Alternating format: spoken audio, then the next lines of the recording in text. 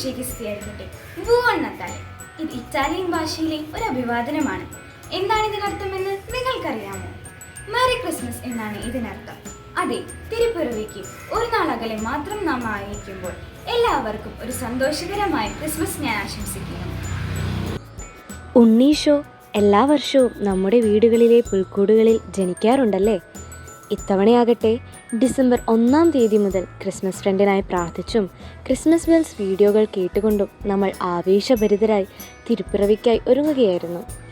ഈശോയെ എല്ലാ വർഷവും ഡിസംബറിൽ പുൽക്കൂട്ടിൽ ജനിപ്പിക്കാൻ നമുക്കെല്ലാവർക്കും സന്തോഷമാണ്. പക്ഷേ നിങ്ങൾ എപ്പോഴെങ്കിലും ആലോചിച്ചിട്ടുണ്ടോ നമുക്കൊക്കെ വീണ്ടും ജനിക്കാൻ ഇഷ്ടമാണോ എന്ന്? ഇനി നമുക്ക് എങ്ങനെ ജനിക്കാനാവുമെന്നല്ലേ നിങ്ങൾ ചിന്തിക്കുന്നത്? നമ്മൾ ഒരു പ്രാവശ്യം ഈ ഭൂമിയിലേക്ക് ജനിച്ചതാണല്ലോ. പക്ഷേ വിശുദ്ധ ഗ്രന്ഥത്തിൽ പലതവണ നാം കണ്ടുമുട്ടുന്ന ഒരു വലിയ സന്ദേശമുണ്ട്. വീണ്ടും ജനിക്കാതെ നമുക്ക് സ്വർഗരാജ്യം അവകാശമാക്കാൻ പറ്റില്ല. അമ്മയുടെ ഗർഭപാത്രത്തിൽ നിന്ന് ഭൂമിയിലേക്ക് ജനിച്ചു വീഴുന്നതാണ് നമ്മുടെ ആദ്യത്തെ ജനനം. എന്നാൽ വീണ്ടും ജനിക്കുന്നത് ശാരീരികമായ പുനർജന്മമല്ല, അത് ആത്മീയമാണ്. അത് ഹൃദയത്തിൻ്റെ മാറ്റത്തെ സൂചിപ്പിക്കുന്നു.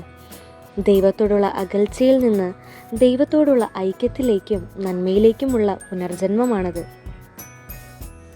ബൈബിളിൽ നിക്കോദമോസ് എന്ന മതനേതാവ് യേശുവിനെ കാണുന്ന ഒരു രംഗം വിശുദ്ധ യോഹന്നാന്റെ സുവിശേഷത്തിലുണ്ട്. അദ്ദേഹത്തോട് ഈശോ ഇപ്രകാരം പറഞ്ഞു, നീ വീണ്ടും ജനിക്കണം. ഇത് കേട്ടപ്പോൾ അദ്ദേഹം പേടിച്ചുപോയി.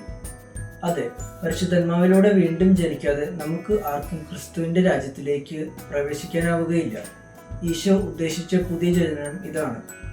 പുറത്ത് എന്തൊക്കെ നന്മകൾ ചെയ്താലും നമ്മുടെ ഉള്ളിൻ്റെ ഉള്ളിൽ ഹൃദയത്തിൽ മാറ്റമില്ലാതെ പരിവർത്തനമില്ലാതെ തുടരുകയാണെങ്കിൽ പുറത്ത് കാണുന്നതെല്ലാം വ്യർത്ഥമാണ്.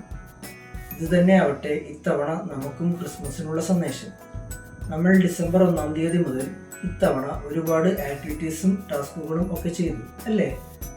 പക്ഷെ ഇവയെല്ലാം നമുക്ക് നൽകേണ്ടത് ആന്തരികമായ ഒരു പരിവർത്തനമാണ്, ഒരു ചേഞ്ചാണ്.